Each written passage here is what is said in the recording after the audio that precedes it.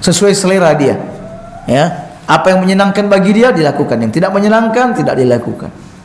Ya, oleh karena itu Nabi mewanti-wanti, barang siapa yang melakukan suatu amal yang tidak ada contoh dari kami, maka amalannya tertolak. Hadis ini amat jelas.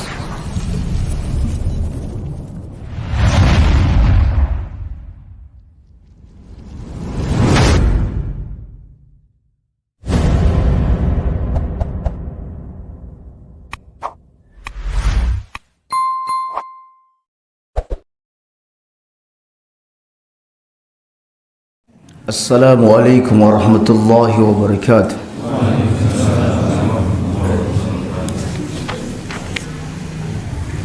Innal hamdalillah nahmaduhu wa nasta'inuhu wa nastaghfiruh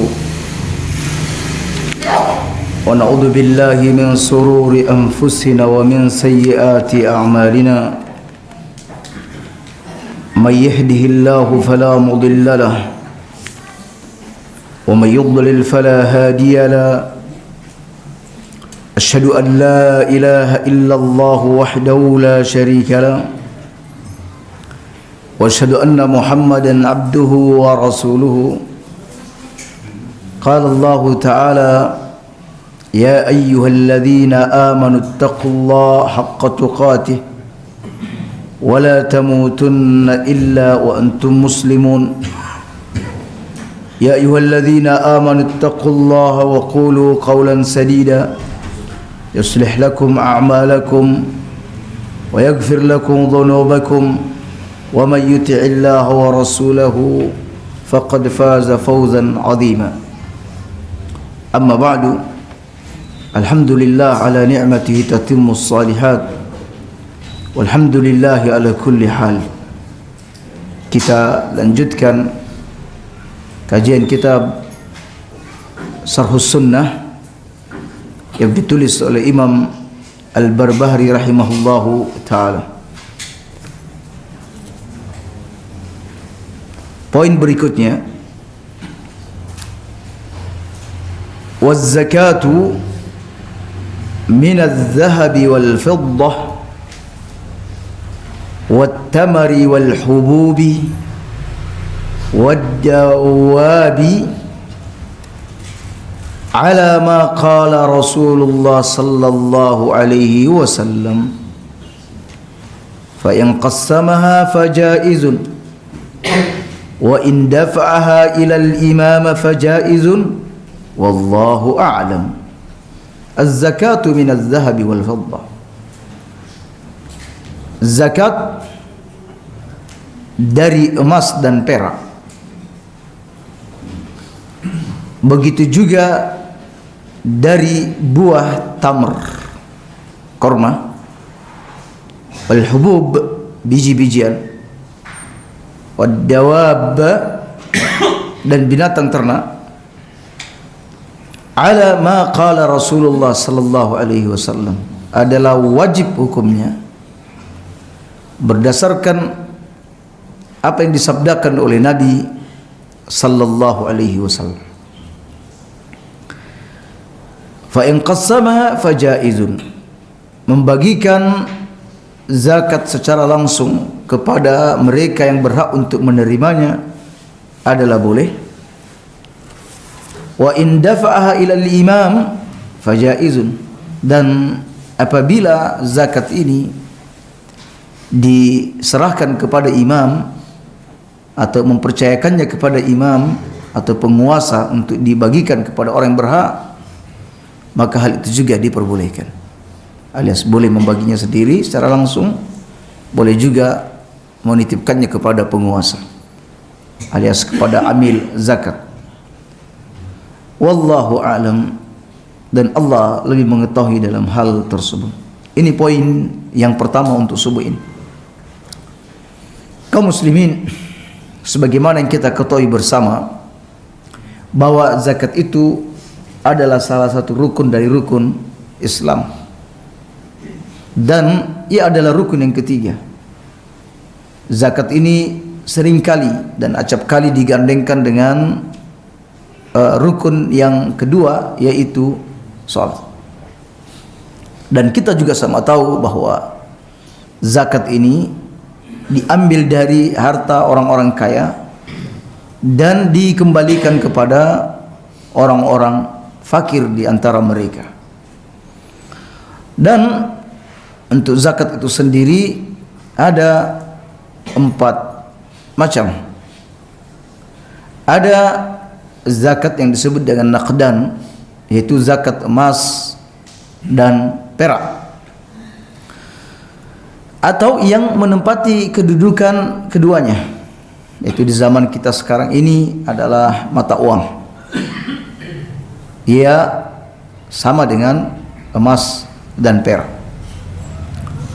Untuk emas, nisabnya adalah 85 gram emas, sementara untuk perak sekitar 200 dirham. Oleh karena itu Nabi sallallahu alaihi wasallam bersabda, "Wala fi aqalla min 20 mithqalan." Dan tidak ada zakat untuk emas yang kurang dari 20 mithqal. Wala fi aqalla min 200 dirhami. Dan tidak ada zakat untuk perak yang kurang dari 200 dirham. Kemudian kaum muslimin, untuk uang tinggal menghitung, ya, menghitung nisabnya ke emas, yaitu 85 gram emas. Sebagian orang mengatakan bahwa jika seseorang sudah mencapai nisab perak, ya, yaitu 200 dirham, sekitar 4 juta sekian, maka zakat sudah keluar. Sebagian lagi mengatakan tidak, yang menjadi patokan adalah emas, 85 gram emas, ya, 85 gram emas. Jika menghitung atau berpatokan pada 85 gram emas, maka ini memang asalnya bahwa tidak boleh mengambil harta seorang muslim, mengeluarkan harta muslim kecuali dengan kerelaan jiwanya dan juga sesuai dengan aturan-aturan ditetapkan oleh Allah dan Rasulnya. Walaupun sebenarnya ada yang mengatakan bahwa antara emas dan dirham, ya, dengan 200 dirham dengan emas 85 gram emas, ya, ukuran pada waktu nilainya sama. Jadi jika punya uang dirham sekian, maka perak, maka keluarkan zakatnya sekian. Jika dia memiliki emas 85 gram atau 20 mithqal, maka dia mengeluarkan zakatnya. Jadi di zaman itu antara emas dengan perak dengan nilai yang seperti itu adalah sama. Tapi kalau misalnya menghitung-hitung sekarang, kalau berpatokan pada perak, berarti ini menguntungkan untuk orang-orang miskin, karena setiap 4 juta sudah keluar zakat. Tetapi yang rajih insyaallah berpatokan pada emas, yaitu 85 gram emas. Baik. Bentuk yang kedua yaitu bahimatul an'am, yaitu binatang ternak. Dan ini pun hanya terbatas pada binatang ternak yang tertentu, yaitu onta, di mana nisabnya adalah ketika sudah mencapai antara 5 sampai 9 onta, itu sudah mesti mengeluarkan 1 ekor kambing. Bukan ontanya yang dikeluarkan, tapi seekor kambing. Kemudian sapi. Ya, kalau sudah mencapai 30 sampai 39 ekor sapi, berarti mengeluarkan 1 ekor sapi dengan usia yang sudah ditentukan oleh syariat. Kemudian kambing, jika sudah mencapai 40 hingga 120 ekor kambing, maka keluarkan 1 ekor kambing. Ya, kalau sudah mencapai 40 ekor kambing minimal. Baik kaum muslimin, adapun selain itu semisal ayam, kemudian burung dan lain sebagainya, tidak ada kewajiban zakat, kecuali jika dia diperjualbelikan. Berarti ini sudah masuk dalam zakat jual beli. Tapi kalau hewannya itu sendiri, maka tidak ada kewajiban zakat. Di masa Nabi sallallahu alaihi wasallam juga ada keledai, ada kuda, tetapi tidak disebutkan zakat dari hewan-hewan tersebut. Kemudian yang ketiga adalah al-khariju minal ard, yang keluar dari bumi, ya, hasil bumi. Ini biji-bijian dan buah, tetapi tidak semua biji-bijian. Tentu biji-bijian di sini adalah yang merupakan makanan pokok yang bisa disimpan dalam masa yang lama, bisa ditimbang atau ditakar. Ini diwakili oleh gandum. Sementara di negeri kita ini, maka jika dianalogikan kepada gandum, alias dengan memperhatikan illatnya, ya, memperhatikan illat. Jadi dalam syariat ini ada yang disebut dengan qiyas. Ada qiyas, ada Al-Quran, Sunnah, Ijma' dan qiyas. Dan qiyas ini tidak asal, ya, tidak asal penggunaan qiyas. Qiyas itu ada asal, ya, ada asal, yakni sesuatu yang memiliki dasar. Kemudian ada furu', cabang, yakni sesuatu yang hendak kita kiaskan, yakni sesuatu yang tidak ada dalilnya. Kemudian illat atau sebab yang menyatukan di antara keduanya. Kemudian hukum asal. Yang kayak maksud di sini, ini contoh. Misalnya ini padi, ada zakat atau tidak? Sebab dalam Al-Quran, dalam Sunnah tidak ditemukan adanya zakat padi. Nah, kemudian kita perhatikan bahwa di dalam hadis ada gandum, ya, ada penyebutan gandum. Gandum ini adalah biji-bijian. Kemudian ini yang disebut asal karena ada dalil yang menyebutkan tentang ada kewajiban keluarkan zakat dari gandum. Baik. Kemudian hukum asal ini punya illat, sebab dikeluarkannya zakat. Karena satu, dia makanan pokok, biji-bijian, dan disimpan dalam masa yang lama, bertahan dalam masa yang lama, dan bisa ditakar. Begitu juga dengan padi atau beras. Beras ini makanan pokok, dapat disimpan dalam masa yang lama, bisa ditakar. Nah, ketiga asal ini punya hukum, dianalogikan dengan puruk beras ini, maka hukumnya sama, ya. Nah, itu yang disebut dengan qiyas. Dan qiyas ini adalah hujjah, dasar. Dengan demikian wajib mengeluarkan zakat dari biji-bijian berupa beras karena ia merupakan makanan pokok. Baik. Kemudian buah yang dimaksud di sini adalah buah kurma, ya, juga anggur atau kismis. Jadi buah kurma. Nah, tidak semua buah ada zakatnya, ya. Kalau buah kurma ini juga dia merupakan makanan pokok dan bisa bertahan lama. Sekarang kita ambil misal contoh semangka. Semangka ini makanan pokok? Bukan. Dapat bertahan lama? Tidak. Mungkin 1 pekan setelah dipetik sudah membusuk misalnya. Berarti tidak bisa dianalogikan antara semangka dengan buah kurma, ya. Begitu juga dengan buah jeruk misalnya, habis panen jeruk, apakah dikeluarkan zakatnya, ya, dengan menganalogikan kepada kurma atau kismis, ya. Jadi tidak. Kemudian bentuk yang keempat adalah perniagaan, barang dagangan, ya, barang dagangan. Ini kaum muslimin juga terkena zakatnya.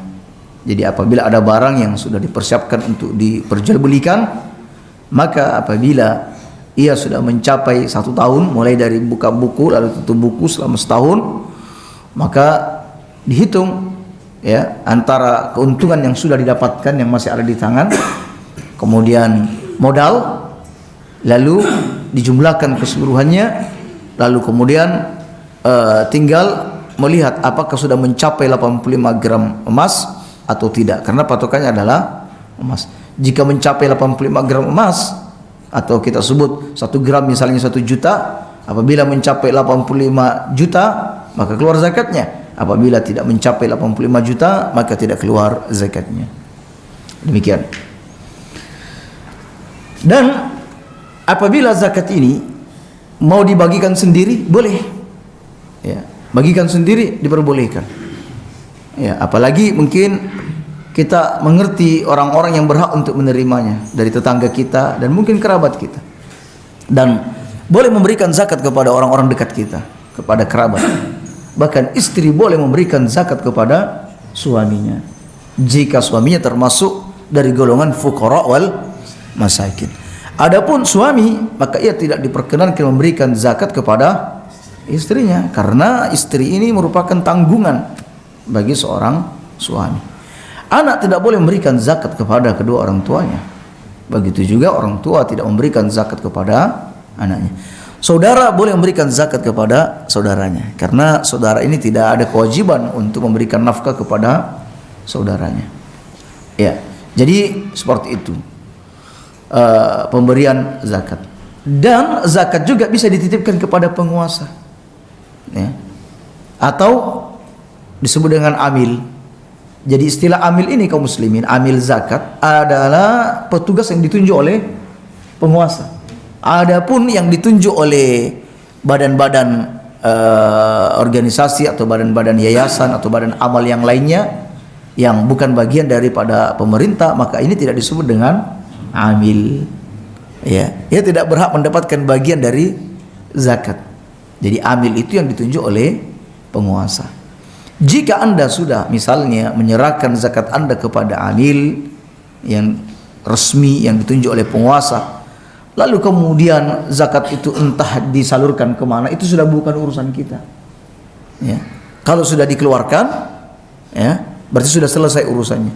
Nanti didistribusi sesuai dengan aturan-aturan, sesuai dengan orang-orangnya, maka itu sudah bukan urusan kita. Ya. Apalagi misalnya penguasa mewajibkan atau mengharuskan bahwa zakat harus diserahkan ke mereka, biar mereka yang mengaturnya, maka serahkan saja. Jika memang penguasa menghendaki demikian.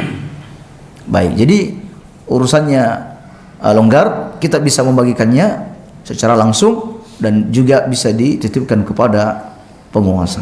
Ini poin yang pertama. Kemudian poin berikutnya, qala al-muallif wa'lam, ketahuilah, anna awwal al-islam syahadatu an la ilaha illallah wa anna muhammadan abduhu wa rasuluhu. Bahwa awal kali atau pembuka Islam adalah bersyahadat bahwa tidak ada ilah yang berhak diibadahi melainkan Allah, dan Muhammad adalah hambanya dan rasulnya. Rasulullah SAW ketika ditanya oleh Jibril, apa itu Islam? Nabi menjawab, al-Islamu an tashhada an la ilaha illallah wa anna Muhammadar Rasulullah wa tuqimas salat, dan seterusnya. Islam itu adalah engkau bersaksi bahwa tidak ada ilah yang berhak diibadahi melainkan Allah, dan bahwa Muhammad itu adalah Rasulnya. Oleh karena itu kaum muslimin, mengajak kepada dua kalimat syahadat ini adalah hal yang perlu diprioritaskan, yang harus selalu diprioritaskan.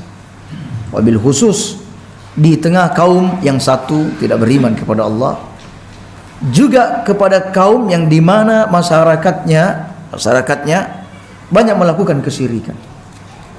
Ya. Jadi dakwah ini, dakwah tauhid, mentauhidkan Allah, ini selalu harus digaungkan, harus selalu didakwakan dan selalu diprioritaskan. Karena kaum muslimin, jika mereka adalah seorang muslim yang tidak mengerti tentang tauhid, maka kita harus penuh kekhawatiran dan rasa sayang kepada mereka. Kenapa? Karena apabila mereka mati dengan kesyirikannya itu, maka mereka tidak akan masuk surga. Inna Allah la yaghfiru an yushraka bih wa yaghfiru ma duna dzalika liman yasha. Allah tidak akan mengampuni dosa orang yang menyekutukannya dan mengampuni dosa selain itu. Jadi perlu hadir rasa kasih, belas kasih kita kepada kerabat-kerabat kita atau orang-orang di sekitar kita yang masih tenggelam dengan dunia kesyirikan. Sebab kalau mereka mati, kalau kita hanya sibuk mengajarkan yang ini dan itu tentang akhlak yang mulia, tentang fikih, sementara untuk urusan tauhidnya tidak pernah kita urus, maka ketika ia mati, maka ini amat membahayakan dirinya. Dan alhamdulillah kaum muslimin, di saat kita mendakwakan tauhid kepadanya, lalu mungkin ia bertobat dengan hal itu, lalu mati sehari atau 2 hari setelahnya, maka alhamdulillah dia kembali kepada kebenaran. Oleh karena itu Rasulullah sallallahu alaihi wasallam bersabda, "Umirtu an uqatilan nas hatta yaqulu la ilaha illallah."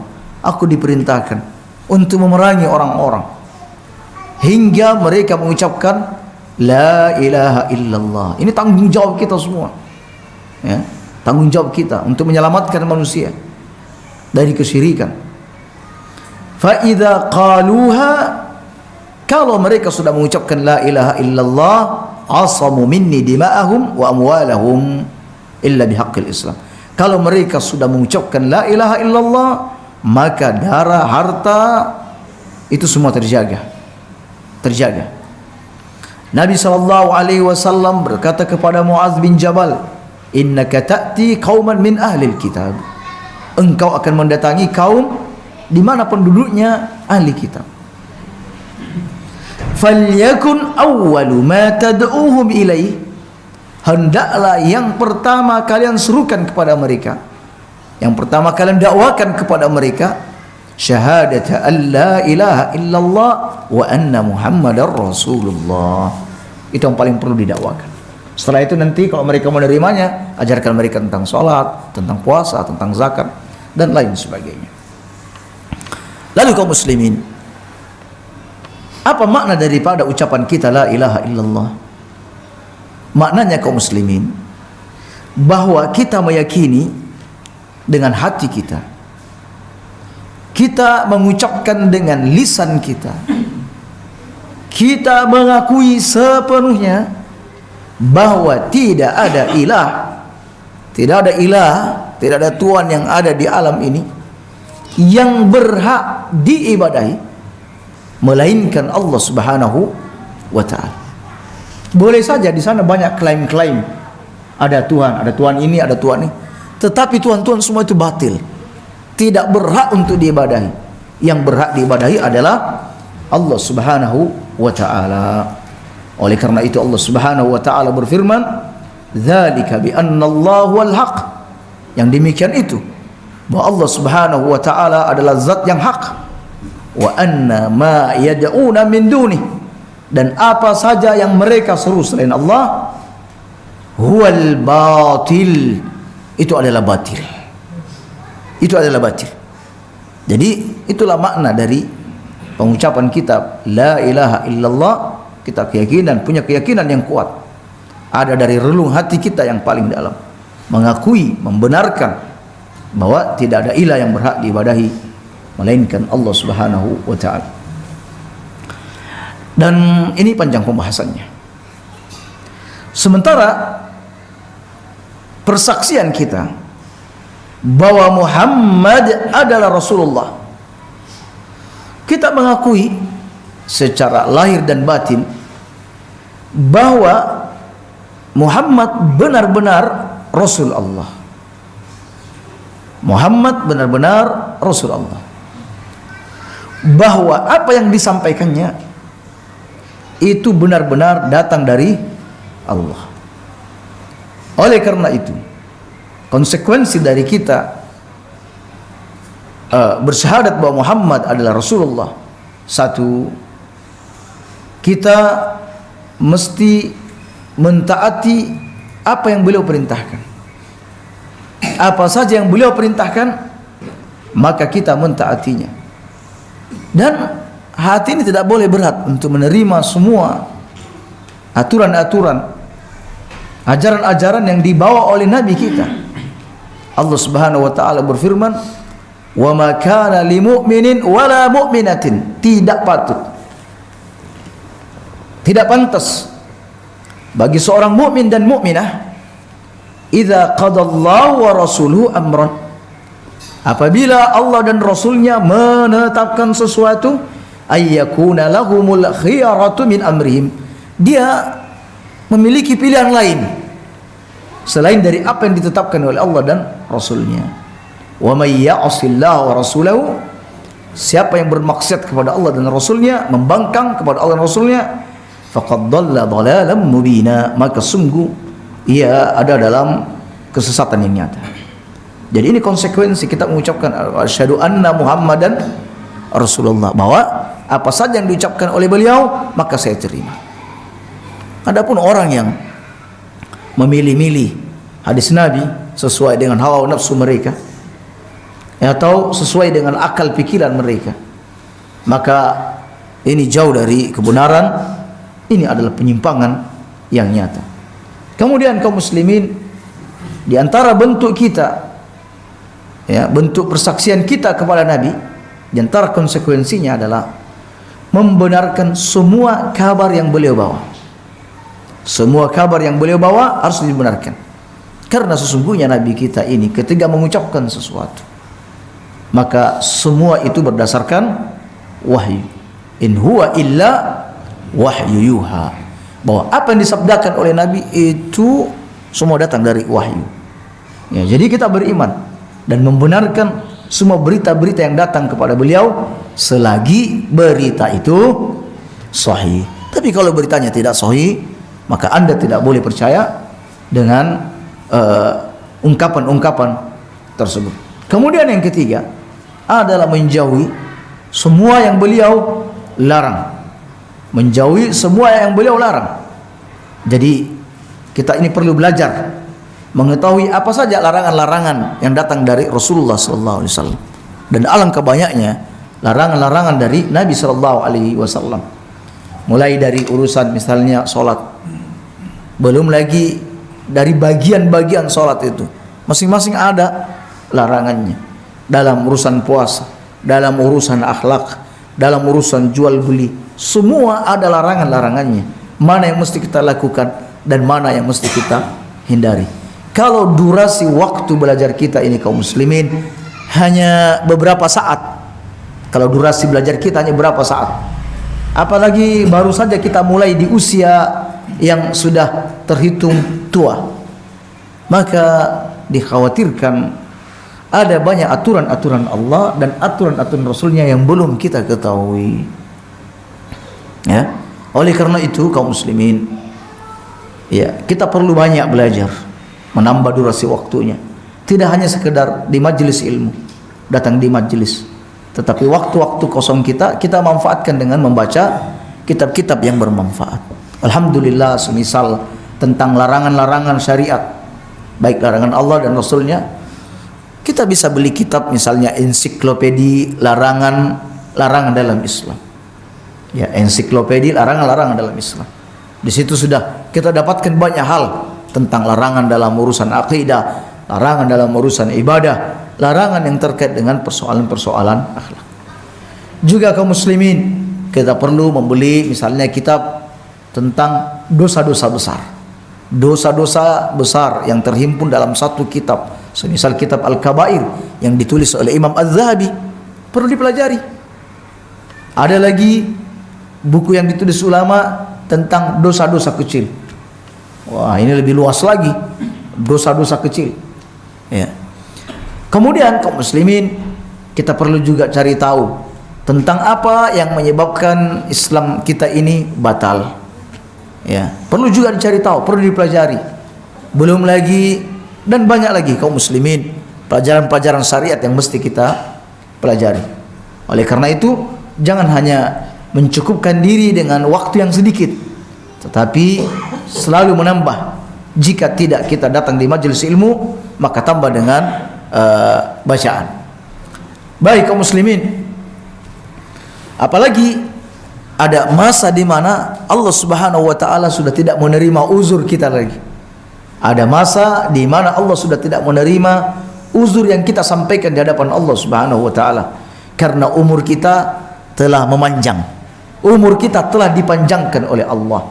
Ada yang menyebutkan umur 60 tahun, ada yang menyebutkan umur 40 tahun. Oleh karena itu kalau yang sudah 40 tahun ke atas sudah mulai sibuk dengan urusan agamanya, sudah mulai sibuk menggali aturan-aturan syariat yang mungkin terluput dari dirinya. Baik. Kemudian kaum muslimin, kata pengarang belum. Kemudian dalam beribadah ini kita tidak boleh melakukannya kecuali sesuai yang ditetapkan oleh Rasulnya sallallahu alaihi wasallam. Ini konsekuensi dari apa?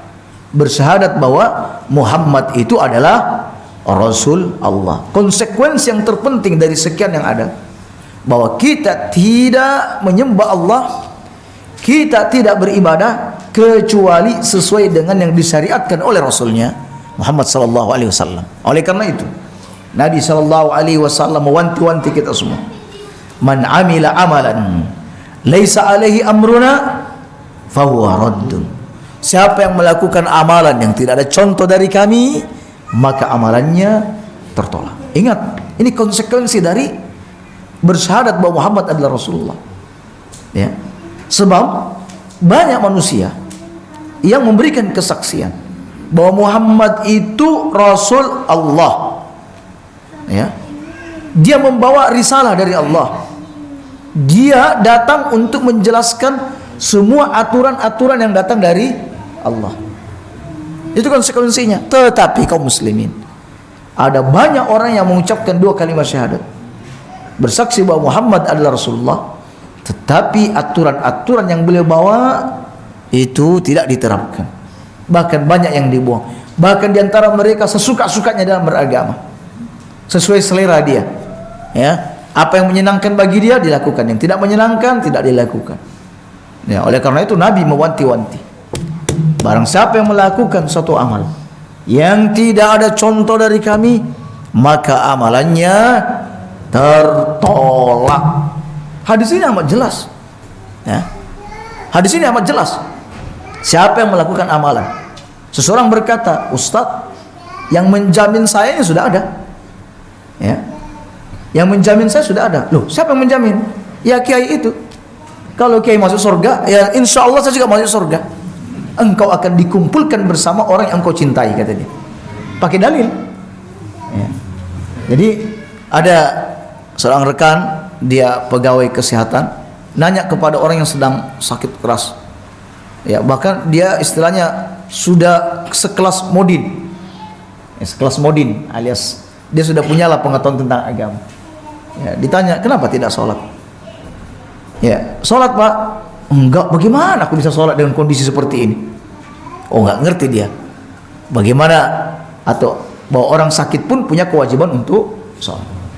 Jadi dia tidak sholat karena apa? Dia tidak tahu bagaimana orang sakit itu sholat. Yang lain ditanya, kenapa enggak sholat? Sudah kondisi sakit seperti ini. Sudah Pak, usah, sudah ditanggung sama kiai. Kalau kiainya masuk surga, ikut masuk surga. Orang itu dikumpulkan bersama orang yang dicintainya. Subhanallah. Datanglah syubhat itu. Ya, datanglah syubhat itu. Padahal Nabi SAW pernah bertanya kepada salah seorang pelayannya yang biasa menuangkan air wudhu kepada Nabi. Ya, kata Nabi, mintalah. Katanya, ya Rasulullah, aku meminta untuk menemani jenengan di surga. Ya, aku minta untuk menemani Anda di surga. Kata Nabi, ada permintaan lain selain itu? Ada tambahan?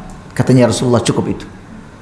Kata Nabi, kalau begitu bantu aku untuk mewujudkan keinginanmu itu, untuk memperbanyak sujud.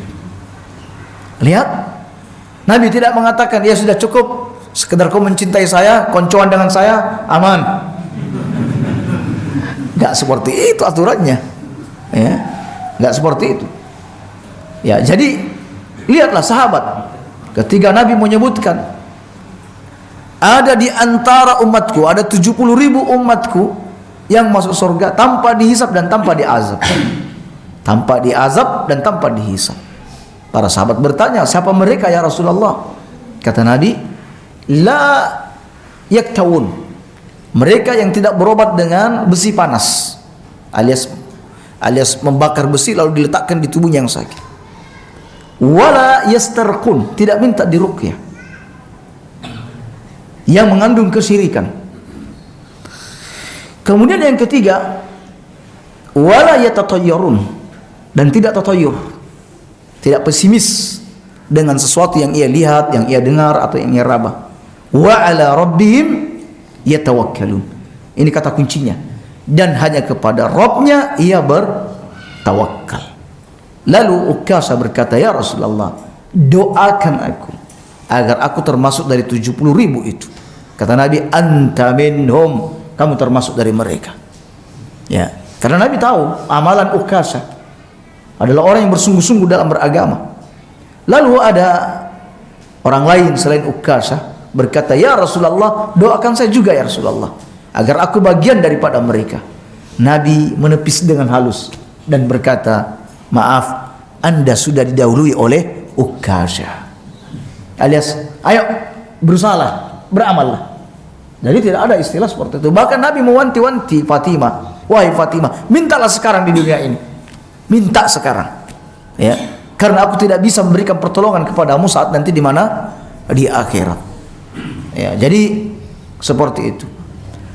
Ketika ada orang berkata, saya kan hanya ikut, jadi bukan saya yang membuat amalan itu, saya hanya mengikuti. Kita katakan hadis Nabi ini dengan jelas, tegas, terang mengatakan, man amila amalan, siapa yang melakukan sebuah amal, apakah amalan itu Anda yang menciptanya sendiri atau Anda hanya sekedar mengikuti, ya, mengikuti orang lain yang mencipta amal itu, tetap tidak diperbolehkan. Amalan itu tertolak. Di samping dosa, juga amalannya tertolak. Nabi SAW bersabda, alaikum bisunnati, hendaklah kalian berpegang teguh kepada sunnahku, wa sunnatil khulafa'ir rasyidin, juga sunnahnya para khulafa'ur rasyidin, Abu Bakar, Umar, Utsman dan Ali. Tamassaku biha, berpegang teguhlah dengannya, wa abdu 'alaiha bin nawajiz, gigitlah ia dengan gigi geram, alias gigi yang kuat. Wa iyyakum wa muhdatsatil umur, waspadalah dan jauhilah perkara-perkara baru dalam urusan agama. Jangan buat kreasi-kreasi baru dalam urusan agama. Berhentilah. Atau tidak? Nabi ingatkan, fa inna kulla muhdatsatin bid'ah, karena semua perkara-perkara baru, semua kreasi-kreasi baru dalam urusan agama bid'ah namanya. Itu namanya bid'ah. Wa kulla bid'atin dhalalah, dan semua yang namanya bid'ah itu adalah sesat. Ya. Wa kulla dhalalatin finnar. Ya, banyak orang atau beberapa orang mendengar hadis ini kepanasan. Walaupun kita tidak menuduh dia bid'ah, kita hanya mengatakan bahwa siapa yang melakukan amalan ini adalah bid'ah, amalan ini adalah bid'ah, amalan ini bid'ah. Dan bukan kemestian, ya, bukan kemestian ketika amalan ini dilakukan seseorang itu sudah pasti masuk dalam hadis ini. Ia pasti masuk ke dalam neraka. Tidak. Ya. Ketika misalnya saya menyebutkan tentang amalan ini kekufuran, ya, ini amalan kufur, ini amalan kufur, wa man lam yakum bima anzalallah fa ulaikumul kafirun, misalnya, siapa yang berhukum kepada selain hukum Allah maka mereka itu adalah kafir, misalnya, ya. Tidak mesti ketika ada orang yang melakukan itu sudah pasti kafir. Tidak mesti. Sama ketika Ustaz mengatakan ini adalah bid'ah, lalu ada orang melakukannya, lalu saya mengatakan bahwa orang ini ahli bid'ah, ya, karena dia ahli bid'ah, berarti tempatnya di neraka. Tidak seperti itu kaum muslimin. Ya, jadi tidak serta-merta ketika orang melakukan sebuah amalan, ya, sebuah amalan, lalu kita langsung memvonisnya bahwa dia ahli bid'ah, dia orang fasik, atau dia ahli neraka, atau dia adalah orang kafir. Ya. Jadi beberapa pelaku-pelaku, kelompok-kelompok yang menyimpang, yang suka memvonis orang itu kafir, ya, ahli bid'ah dan lain sebagainya, maka ini dia perlu berhati-hati dalam menyematkan hal itu kepada orang lain. Ya. Ya, so misal yang selalu digaung-gaungkan, siapa yang tidak berhukum kepada hukum Allah pasti kafir misalnya. Sayangnya ini hanya ditujukan kepada penguasa saja. Dia lupa bahwa hukum Allah itu tidak hanya di persoalan negara saja, tetapi juga dalam kehidupan kita keseharian. Misalnya ada anak yang tidak sholat, usia 7 tahun misalnya, atau 8 tahun, tidak sholat, kita ambil kayu, kita pukul misalnya. Nah, berarti ini apa ini? Berhukum kepada hukum Allah apa enggak ini? Tidak berhukum dengan hukum Allah. Berarti kafir berarti. Ya, sebab dalam hadis hanya menyebutkan wadribuhum wa hum abna'u asyar sini. Pukul itu anak ketika sudah mencapai 10 tahun apabila tidak mengerjakan sholat. Ya, ingat hukum Allah itu, ya hukum Allah itu jika tidak dikerjakan satu saja, ya dari sekian banyak satu saja, itu sudah bisa menyebabkan ya masuk dalam ayat faulaika humul kafirun. Ya, begitu juga tentang misalnya kesyirikan. Ya, sama dengan kesyirikan. Orang menyembah berhala misalnya, bagian dari kesyirikan. Menyembah 1 detik saja, sama saja. Menyembah sedetik, ya, sujud kepada patung walaupun sedetik, ini menyebabkan ia sudah terjatuh dalam kekufuran, kesyirikan besar. Nah, sama juga dengan hukum Allah. Satu saja, sekecil apapun dia, ya, berarti dia sudah tidak berhukum dengan hukum Allah dan masuk kepada ayat wa man lam yahkum bima anzalallah fa ulaika humul kafirun. Tanyakan kepada rumah tangga kaum muslimin yang misalnya ketika punya masalah dengan istri, berapa banyak mereka yang menjalankan aturan-aturan Allah, hukum-hukum Allah ketika menghukum istrinya. Disebutkan dalam hadis faiduhunna dalam Al-Qur'an, kalau ada masalah dengan istri faiduhunna, kasih peringatan. Ya. Kemudian pisahkan tempat tidurnya, alias boikot tempat tidurnya. Apa saling membelakangi atau pindah kamar. Ya, baru yang ketiga dipukul. Pukul. Nah, berapa banyak kaum muslimin yang menggunakan metode ini dalam meluruskan istrinya? Ya. Ada yang moro-moro langsung main pukul, main tampar, main sepak. Berarti ketika menggunakan ayat ini berarti kafir dia sudah. Wa man lam yahkum bima anzalallah fa ulaika humul kafirun. Nah, seperti itu kaum muslimin.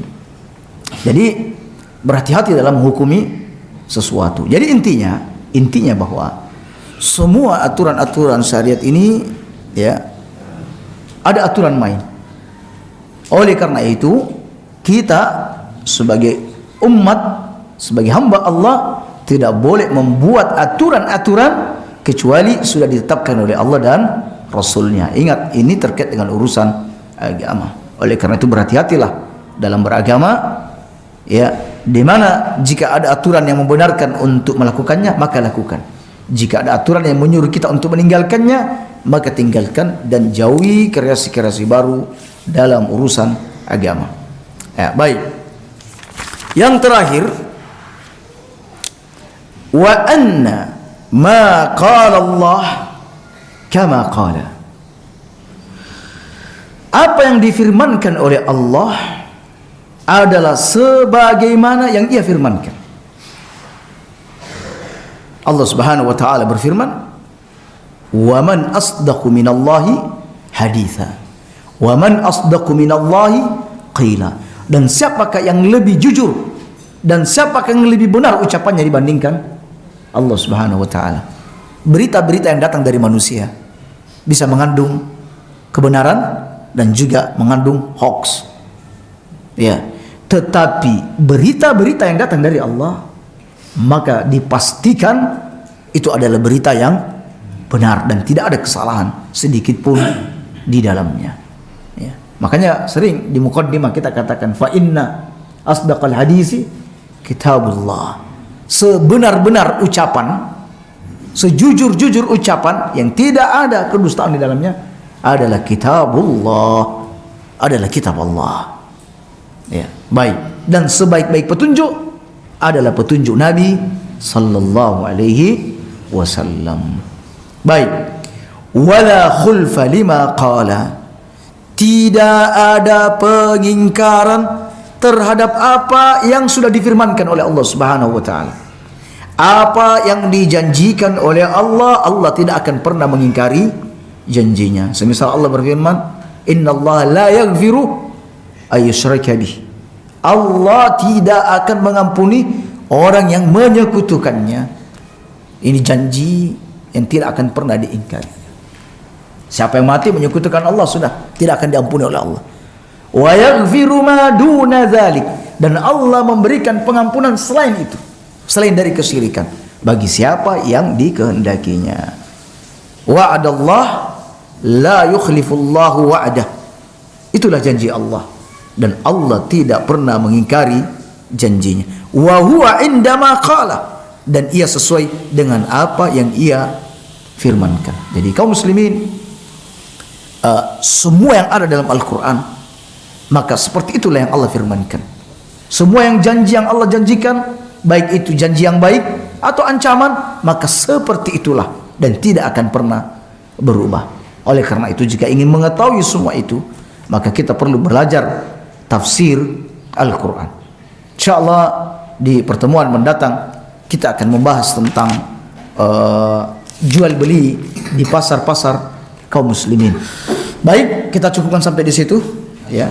InsyaAllah malam nanti maghrib kita masih melanjutkan kelanjutan tentang urusan jenazah, dan kita sudah menyelesaikan tentang takziah atau ziarah kubur. Saya lupa. Ziarah takziah. Ya, kita sudah menuntaskan tentang takziah, dan kita akan bahas di luar daripada persoalan takziah. Subhanakallahumma bihamdik, asyhadu an la ilaha illa anta astaghfiruka wa atubu ilaik. Assalamualaikum warahmatullahi wabarakatuh.